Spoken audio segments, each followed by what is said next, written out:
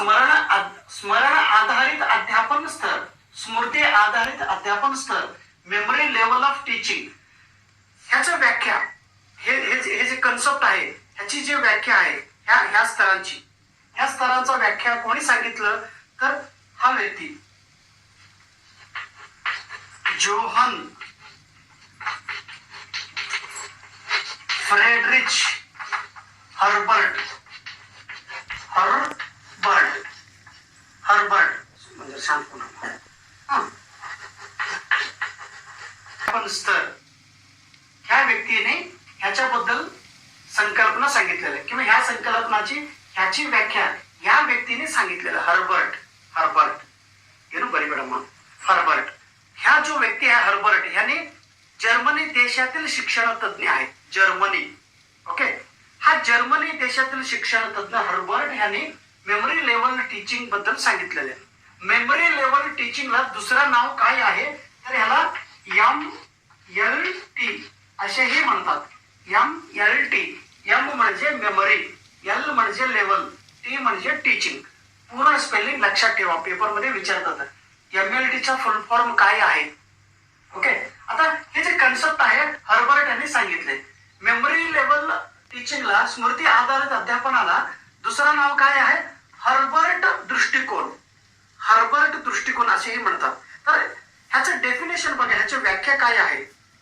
शिक्षक वर्गात येऊन एक विषय मुलांना समजावून सांगतात किंवा तो विषय त्यांनी स्पष्टीकरण करतात, तो विषय त्यांनी एक्सप्लेन करतात, तो विषय त्यांनी अनालिसिस करतात. शिक्षक जेव्हा वर्गात आल्यानंतर त्यांनी एक विषय मुलांना शिकवतात, मुलांना सांगतात, मग विद्यार्थी ते ऐकतात शिक्षक काय सांगतात म्हणून. ते ऐकल्यानंतर विद्यार्थी ते समजून घेत नाही.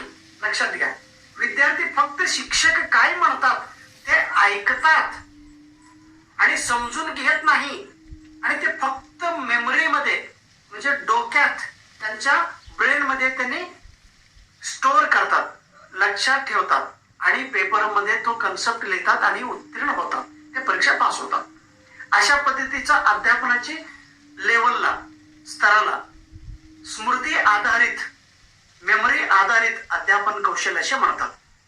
पुन्हा एकदा सांगतो, शिक्षक वर्गात आल्यानंतर एक विषय बद्दल माहिती सांगतात, विद्यार्थी ते ऐकतात, केवळ ऐकतात, समजून घेत नाही. त्यांना तो कन्सेप्ट काय आहे, त्याचा अर्थ काय आहे, ते कुठे वापर करतात, ते कसे असतात, त्याचं कारण काय, काही त्याला समजतच नाही मुलांना. मग मुलं काय करतात, शिक्षक सांगितलेले विषय फक्त बाहेरट करतात, म्हणजे तोंडपाठ करतात.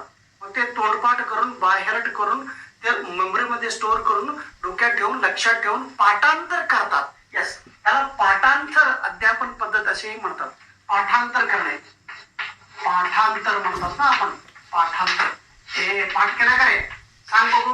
पाडेपाठ केलं का आपण म्हणतो मुलांना. बे एक बे, बे दोन 4, बे दोन 10. अरे पुन्हा एकदा नीट सांग. म्हणजे मुलांना आपण किंवा एकदा ये रे पावसा तुला देतो पैसा, ऐका पैसा नाही. म्हणजे आपण त्याचा अर्थ न समजून घेता मुलं ते पाठ करतात, तो कन्सेप्ट त्यांना समजत नाही. अशा अध्यापन पद्धतीला स्मृती आधारित, मेमरी लेवल ऑफ टीचिंग, पाठांतर स्तर असे म्हणतात.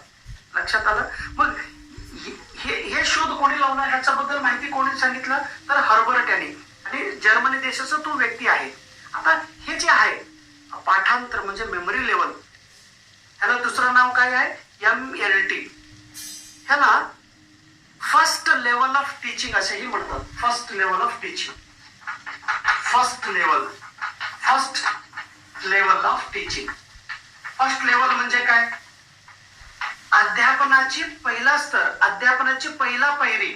सर्व शिक्षक जो फर्स्ट पायरी आहे, ह्याला दुसरं नाव फर्स्ट लेवल किंवा ह्याला दुसरं नाव आहे लोवेस्ट लेवल ऑफ टीचिंग. काय लोवेस्ट लेवल टीचिंग मध्ये सुद्धा काय असतो, लेवल्स असतात. हे लो लेवलच्या teaching, low level, lowest level, low level, याला लो लेवल म्हणतात. खालच्या स्तराचं अध्यापन, खालच्या स्तराचं अध्यापनाचं ह्याला हिंमतच नाही. ह्याला थर्ड क्लास लेवल सुद्धा म्हणतात. थर्ड क्लास काय? थर्ड क्लास आहे काय? थर्ड क्लास कुठला क्लास आहे? Third class. मुलांना माहिती सांगणे, मुलं नाही समजून घेतलं तर ते पाठांतर करतात, ते पेपरमध्ये लिहितात, पास होतात, सगळं विसरून जातात. ह्याला थर्ड क्लास टीचिंग आणि थर्ड क्लास लर्निंग असं एक म्हणतात. थर्ड क्लास ह्याला लो लेवल, ह्याला first level of teaching. Okay, मग आता हे सांगा, ह्या कन्सेप्टचा फायदा काय होतो? ह्या कन्सेप्टचा, ह्या मेमरी लेवलचा फायदा लहान मुलांसाठी होतो. हा अध्यापनाची स्तर खालच्या मुलांसाठी, खालचं म्हणजे पहिली, दुसरी, तिसरी, चौथी मुलांसाठी आपण हे वापर करतो. ओके, तिथं मुलं फक्त ऐकतात आणि ते बोलत राहतात.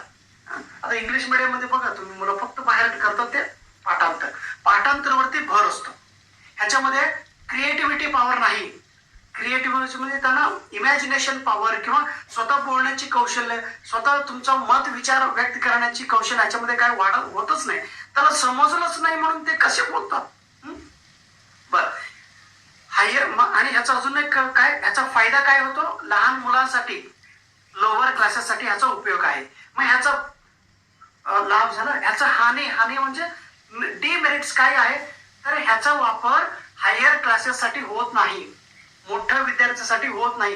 हे मुलांना सगळे पाठ करा म्हटलं तर तरी लहान मोठ्या मुलांना म्हणा हे सगळं पाठांतर कर, ते पाठांतर करतच नाही. त्यांना समजून सांगितलं पाहिजे, तो कन्सेप्ट त्यांना एक्सप्लेन केला पाहिजे.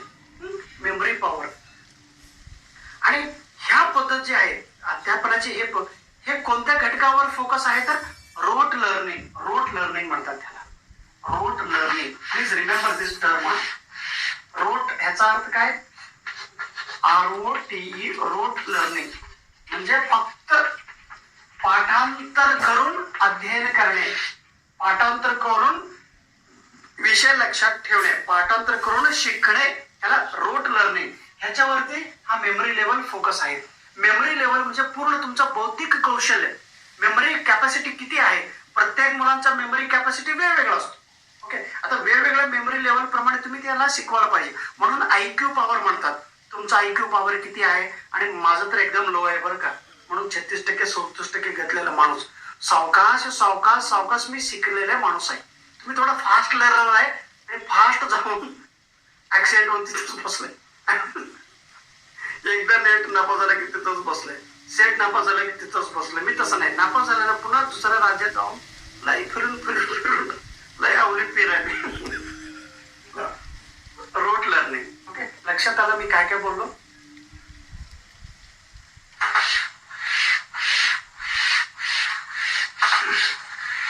हे झालं मेमरी लेवलचा टीचिंग. पुन्हा एकदा सांगतो, मेमरी लेवलचा टीचिंग ह्याचा संकल्पना हर्बर्ट या व्यक्तीने सांगितलेले. हर्बर्ट हा जर्मनी देशातील शिक्षण तज्ञ आहे.